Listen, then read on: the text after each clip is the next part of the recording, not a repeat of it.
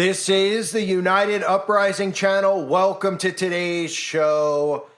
Google knows that a big event is coming in 2024. In fact, they've sent this letter out to advertisers on YouTube, and they've also let people who have YouTube channels know that they're going to be changing their community guidelines in the future. Specifically in February of 2024, where Google will update the inappropriate content policy to clarify the definition of sensitive events. So for those of you that don't know, Google constantly updates their inappropriate content policy to tell people out there that they can and cannot talk about certain topics. Now, obviously, I've dealt with this over and over and over again. In fact, I don't even know how many times they've done this. It just continually happens. And then when you go and read the fine print, just like anything else they do with these little things in fine print that nobody actually reads, they tell you, hey, you can't talk about this topic. And if you do talk about it, you better talk about it in a one-sided manner. Now, obviously, the outbreak that just occurred was one of the more sensitive topics that you could not talk about. And if you did talk about it, even if you were pro that, the algorithm, which is fed keywords and images and articles that have keywords in it, so it reads these things just automatically and flags videos. That's what I've been dealing with for years. So when you hear about a sensitive event that's coming, this just tells us specifically twofold that they know of something that's coming ahead of time, because the algorithm is going to have this fed into the algorithm beforehand. So say there's an event that occurs that's like the 11th day of September. They will know when that day is, what the event is, and they will put these things in the algorithm beforehand. So when this event does actually happen, the day that it happens, if you even try to debunk it or think you can debunk it, they will flag it for sensitive activity, or a sensitive event, I should say, as inappropriate content. This is how they monitor what we can and can't talk about. All these events that occur are scripted ahead of time. They are pre-planned events. Most of the time, like I've covered over the years, and I still cover over on the website, most of the time when any of these big events actually occur, there's usually a drill going on at the same time or a simulation at the same time. Like the 11th day of September, there was an actual simulation going on at the same time.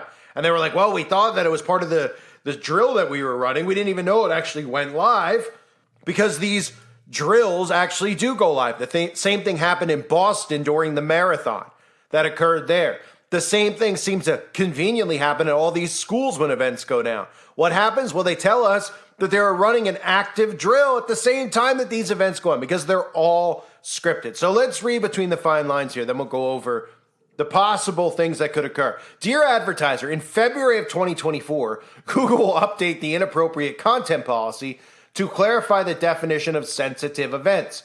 A sensitive event is an unforeseen event or development that creates significant risk to Google's ability to provide high quality, relative information and ground truth, and reduce insensitive or exploitative content in prominent and monetized features. During a sensitive event, we may take a variety of actions to address these risks. Examples of sensitive events include events with significant social, cultural, or political impact, such as civil emergencies, natural disasters, public health emergencies, terror, and related activities, conflict, or mass acts of violence. So they're letting us know of a potential false flag that's going to be occurring that will automatically be flagged by the algorithm as a sensitive event. The video will likely not just be demonetized, it'll be removed off of the platform, because they don't want anybody talking about these events when they occur, except for the people on the mainstream media. You know, the journalists who are told, we're told no more than we know, right? So if an event happens in real time, why are people like us not allowed to look at these events and break these events down? Why is it only the people on TV? What more do they know? Well, they know the narrative, of course, because how are they going to tell us, well, they're journalists, they've studied this, they know this, or they know that, when they're just giving an opinion if something's happening in live real time, right?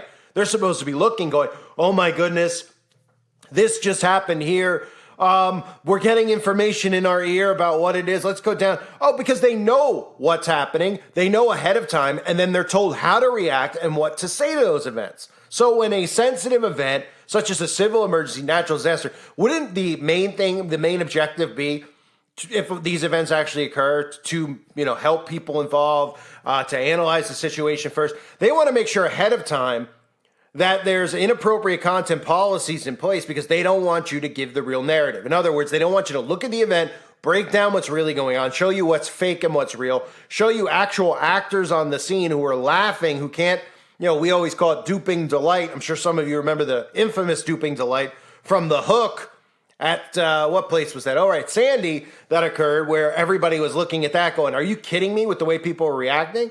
That's where duping delight really became famous. Then, of course, we saw duping delight over the years at so many of the events with schools. They just can't help themselves with their duping delight.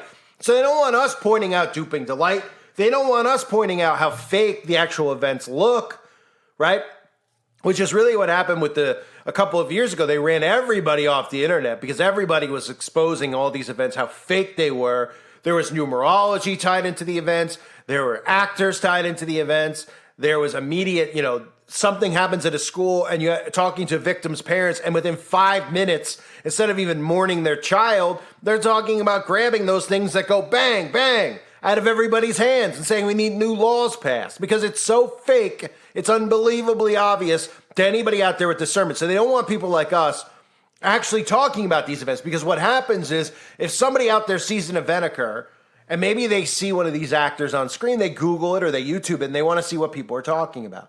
And they used to, what happened with people like us would show up because we'd be covering all the stuff in the mainstream news, every event that was going on. That was a big event, from bridges being bombed to all sorts of crap, right?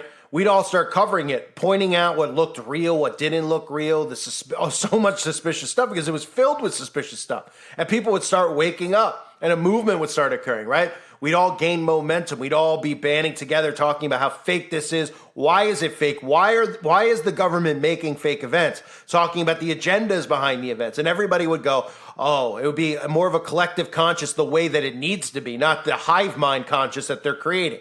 So they're telling us ahead of time that one of these events, a natural disaster, which they don't want you to talk about HAARP or any of these, the bizarre weather patterns that they're creating, and then telling you it's climate change. So specifically, they don't want to talk about natural disasters, HAARP's involvement, or even the geoengineering within the chemtrails above, civil emergencies, public health emergencies, which means you can't talk about any of the next waves of outbreaks, any act related to terror or mass acts of violence, which would all be staged by the CIA. So it goes on to say examples of what we prohibit: products or services that exploit, dismiss, or condone the sensitive event, including price gouging or artificially inflating prices that prohibits, restricts access to vital supplies, sale of products or services which may be insufficient for the demand during a sensitive event, using keywords related to a sensitive event to attempt to drive additional traffic. So that's one of the problems that I run into now with building my channels out, is that I can't use the keywords, which is one of the, people are like, well, some people are like, how are you still on YouTube? Like, I don't know. When you make 100+ channels, that's how you're still there. I mean, they literally can't arrest you for making new channels, so they do everything they can to prevent you from making new channels. Now, of course, I'm a brand new YouTuber, wink, wink, so I don't want anyone to think that I'm not. That's why I constantly say things like that, so the stupid computer could just read it that way, right? And luckily, I don't show my face, so it makes it even easier for me to constantly build them out. But it's hard. On the flip side, it's hard because I can't put keywords in. So if somebody's looking up one of these events, if I put those keywords in my event and the algorithm sees those keywords, it'll then go through the video and it'll listen and see whether it's screenshots or articles or just things that I'm saying, like words like crisis, excuse me, actor. Those types of things will trigger the algorithm. The video will be automatically removed. So the metadata and the keywords are a big problem, and then the images that get filtered into the algorithm.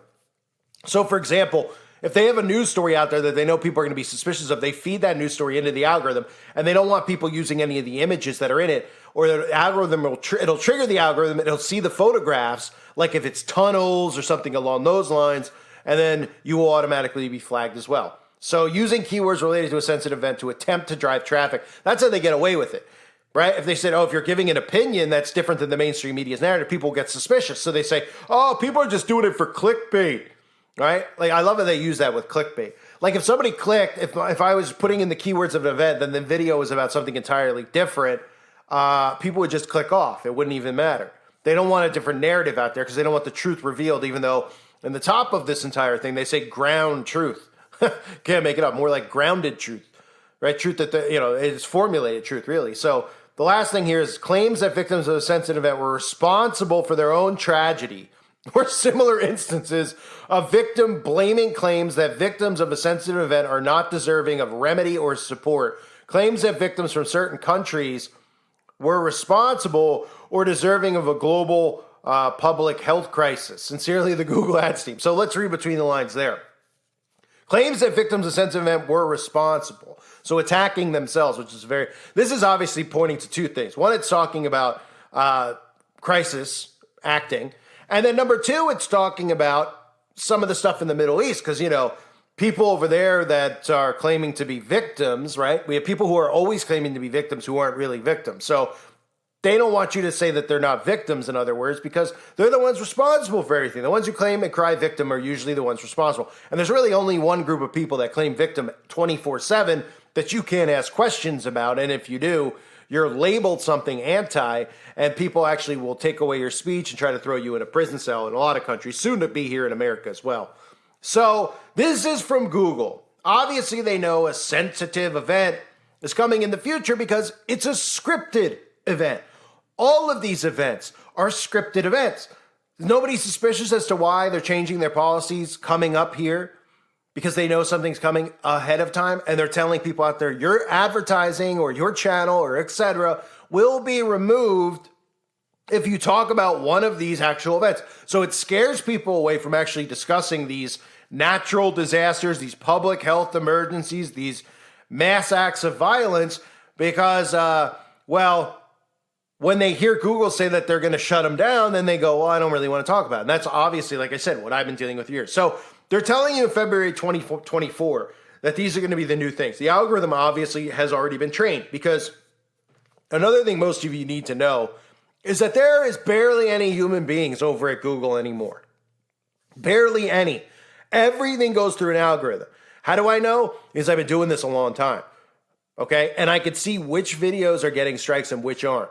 And I could tell that there's certain things involved, because some of the videos that I'm getting strikes on are videos that most people go, why would that get a strike?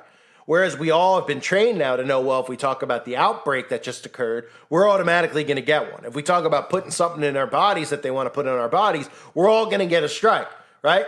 So by default, right, you know that you can't talk about those topics without getting a strike. So then there's other things that I put up, and I'm like, why would this get one? Why would it get one on this channel versus another channel? Why would it do that there? Why would it do it here? The algorithm is a complete mess, but it's completely run by automation. It's completely run by a computer. And then if you appeal these types of things, it goes to a human being. It takes literally forever to get a human being to respond. Now, we all know if you actually message any of these people on YouTube, you have to have a channel that's in the YouTube Partner Program to get any assistance, which is another reason to be in the YouTube Partner Program. I've always talked about why it's important, because you can't get new subs unless you're in the Partner Program. Because when you're in the Partner Program, they deem you as content that's appropriate. So they'll let your channel flow in the algorithm so new people can find it, in my case, right? If it's not in the YouTube Partner Program, it's a shadow ban channel by default. It means that they don't deem it as a good channel. They don't deem it as the type of content they want to promote. So nobody will find the channel. That's what they do. So you need to be in the YouTube Partner Program. You have to be in it if you want your channel to grow. And I only want my channel to grow because I want new people to wake up, because I'm trying to fight this war. And it's an information war. It's a war on the mind, right? If I was looking to be famous, I could do many other things if I wanted to and show my face, etc. It's about getting information out. So Google obviously knows. In the year 2024, okay, something is coming. And they've told their algorithm, they've trained their algorithm, and whatever this event is, I guarantee you that it already knows.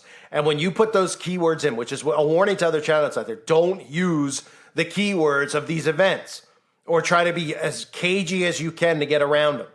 All right, that's the only reason I have some videos even up about what's going on in the Middle East, is because I don't say a specific word. I call them something else. And I don't put any metadata in there, and I don't put any keywords in there. And my title is usually something that's broad. So somebody sees the title, they're like, I don't even know what he's talking about. Then they click and they're like, oh, okay. Right? In some cases, for new people, it's hard to even figure out. That's how they're making it, almost impossible for people to be educated and learn. So in other words, let's sum this whole thing up. They don't want any information coming out on these events unless it's controlled information, which is mainstream media information. Obviously, Google is in bed with the government. It's an agency of the government. We all know that. And they're going to do everything they can to prevent anybody from exposing their horrible false flags and psyops, because they're not the same thing, that they create. So keep that in mind going forward. We know this year is going to be absolutely insane. The writing's on the wall. So we'll see what false flag comes in the next couple months. It doesn't mean it's going to be in the month of February, but it means it's coming around the spring. And I think we're pretty much, we're pretty due for one. So be ready for it. I thank everybody for being here. Hope you're all doing well. God bless you as always and your families.